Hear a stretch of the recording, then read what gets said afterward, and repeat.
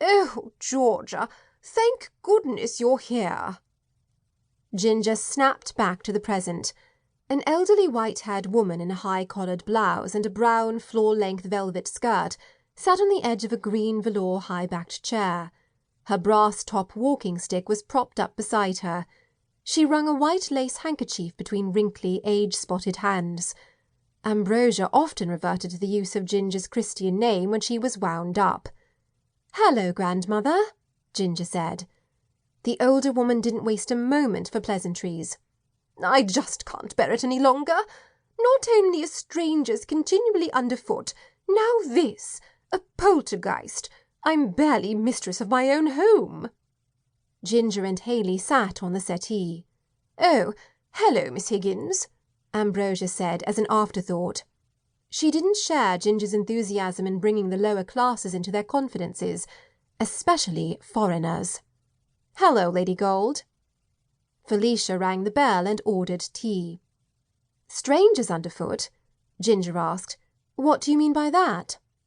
"I'll explain," Felicia said as she sat in the vacant chair next to her grandmother. "As you know, Bray Manor has been under considerable financial difficulties." Felicia kept her gaze averted at these words. Everyone in the room knew that Hartigan money had been keeping Bray Manor afloat since Ginger married Daniel, and Ginger had been reticent to pour more of her inheritance into what appeared to be a perpetual money pit.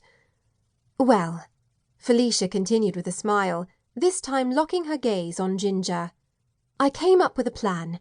Bray Manor is a large dwelling with many unused rooms. Why not rent them out? A short advertisement in the local paper produced many takers.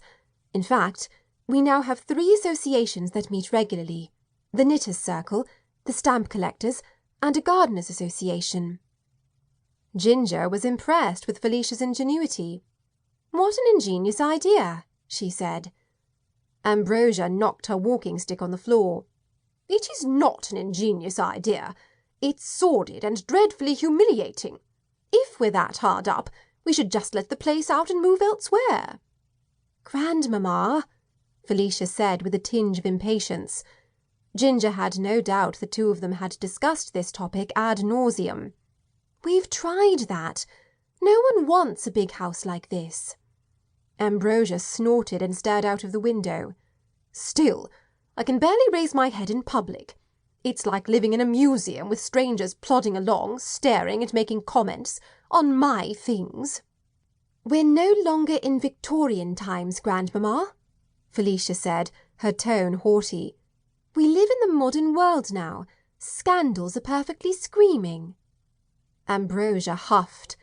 Ginger found it interesting that Ambrosia had let Felicia go ahead with her plans.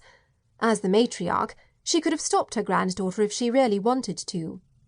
Ginger grinned. The Dowager always liked to put on a good show. "Next we'll be letting out Livingston Lake," Ambrosia muttered. "Every Tom, Dick and Harry cluttering the jetty." Haley followed Ambrosia's gaze. "Jetty, as in a dock. Is there a lake nearby?" Ginger motioned to the long, narrow windows. "There's a rather large pond out the back." Ambrosia twittered. "It's a small lake. Bray Manor does not have a pond." Ginger smirked at Haley. "My mistake. There is a rather small lake out the back." Haley strolled to the closest window and peered outside. "I see. How fortunate." "Renting out the lake is a splendid idea, Grandmamma," Felicia said with a mischievous twinkle in her eye. "That would be one way to get the men together. I could invite my single female friends over, and we could fish for husbands." "Such cheek!" Ambrosia said. "See what I put up with, Georgia.